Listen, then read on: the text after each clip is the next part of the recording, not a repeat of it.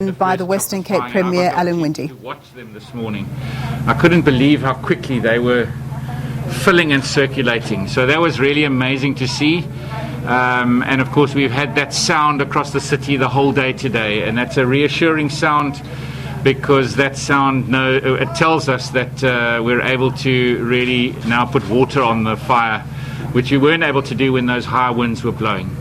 But yesterday I promised that I'd come down here to say thank you very much to the team based here, also so that everybody could see the kind of volumes of goodwill that gets delivered here.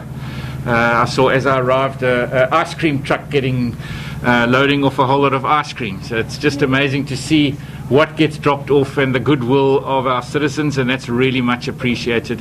But of course, it's also to come and say to Arlene, who has been running operations here, to say to you, thank you so very much. Your leadership, of course, is what really counts when it gets down to the coalface.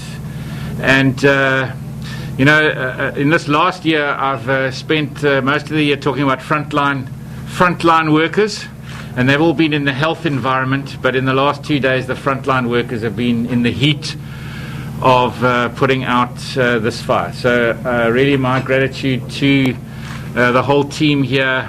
As we said yesterday, the partnership across all of the firefighting teams that come together when there's a disaster, and it's absolutely amazing to see the kind of collaboration and the effectiveness of teams that have been working together for a long time, that have been training for these kinds of things, and to see how effective they are, and through the days and nights making sure that we minimize damage and get this fire under control. So I'm not going to pronounce on where it is in from a control point of view.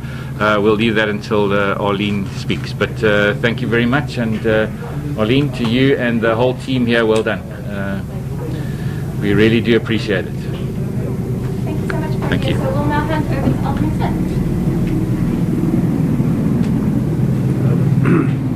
I would suggest that we do Arlene first, and then I'll mop up with the points afterwards. Okay, I prefer to do an operational call first.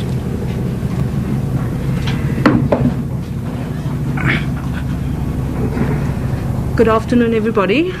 Just the current update from where we are from yesterday. I have 2 branches in operation still, with 4 helicopters, 2 Oryxes and 2 UEs, doing active firefighting. Today we can utilize our aerial appliances, unlike yesterday, which we had windy conditions. So the 2 areas we're basically concentrating right now is at Devil's Peak and at UCT, where we're doing some damping down at the facility. We've also got an aerial appliance in there so that we could better damp down the area at that. And also our firefighting crews. Yesterday they worked tremendously, and they made heavy inroads on where we were. They actively fought the fire without any aerial support. So big ups to our firefighters as well. And also to our communities, thank you for all the support. All the other agencies, thank you for all the assistance and support, making it possible for us to do our duty. Thank you very much. Thank you very much. And of course, Alderman Smith. So this morning I got a briefing from the staff on the update. I just want to say we are putting our most charming foot forward with Arlene, but I do think we must give credit to all the other people. Mr. Ockers, who's in control at the moment, Sebastian Martin, Clinton Manuel, the acting fire chief, Ignatius Smart, who took the first shift, and of course the ever-charming Jermaine Carls at the back, which some of you have spoken to but not seen. Well, that's where he hides, in the back. So thank you to all of them. It's a very good senior team, and that's a comment that is frequently made. I, in fact, had a very impressive compliment this morning from an external observer who is well acquainted with firefighting services across South Africa about the level of efficiency and resourcing and capability within the Cape Town Fire Department. So thank you.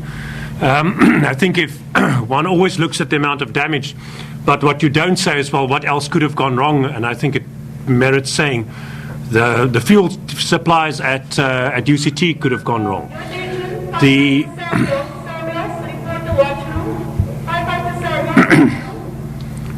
The tree line at the top of Vredehoek could have gone wrong.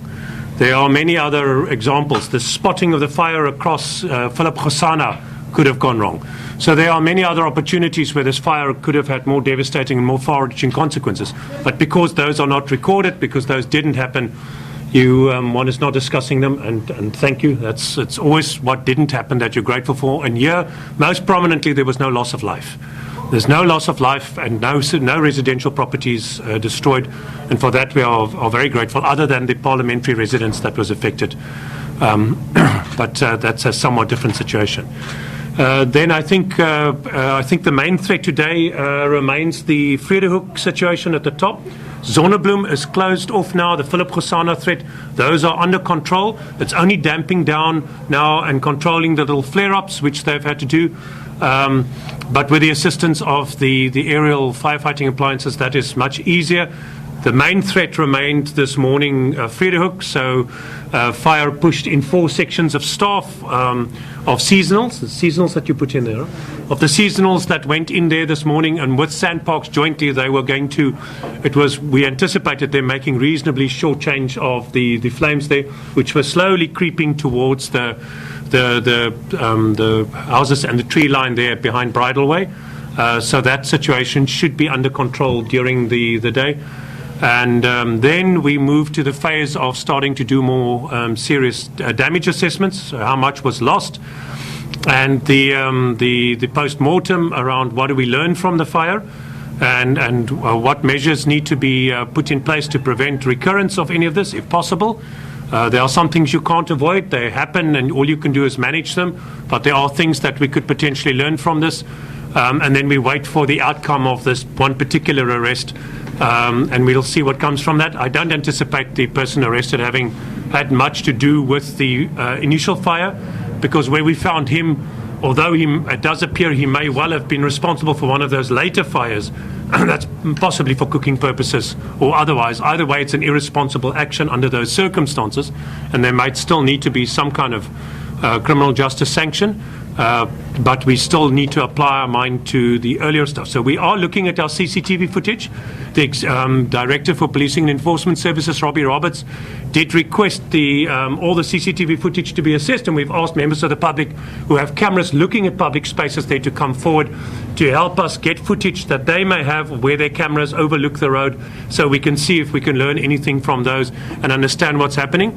And then there are a number of members of the public who have forwarded pictures around what those first fires looked like, the direction the smoke was blowing, where it was located, and from that, hopefully the forensic fire investigator that Sandparks has appointed can start piecing together a picture of what happened and build a timeline so that we can better understand the whole incident with the support of the City of Cape Town Fire Services. To all of you again, as I said yesterday, thank you very much. You've been remarkably diligent and effective in doing this, and I appreciate that you also put in some long hours and effort to do this. So please today, before you depart, if we haven't consumed all the ice cream without you, please do help yourself to one. You've probably earned it out in the sun, and some of you had cricket balls for eyes yesterday, so I could see that you'd been around the smoke affair, but thank you very much to all of you. Thank you very much, Alderman.